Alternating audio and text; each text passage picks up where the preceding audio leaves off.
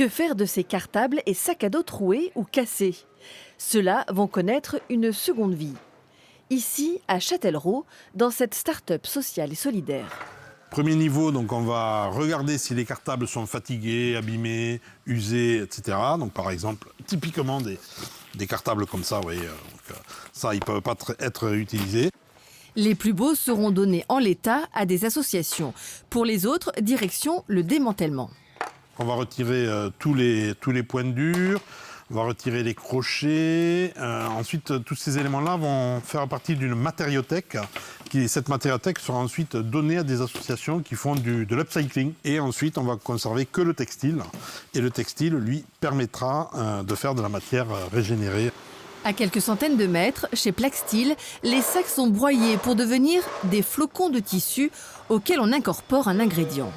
On rajoute du plastique issu de déchets.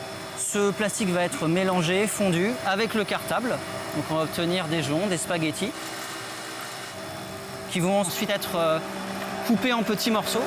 Et ces morceaux sont les briques élémentaires qui nous permettront de fabriquer d'autres objets. Le client a choisi cette année de transformer une partie de ce granulat en des palettes plastiques pour sa logistique. Le reste reviendra sous forme d'objets dans les rayons du magasin.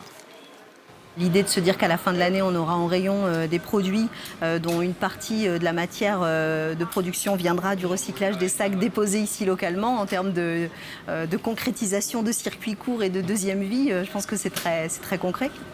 L'an passé, 35 000 cartables récupérés dans toute la France ont été transformés à Châtellerault. Objectif pour cet été, 50 000.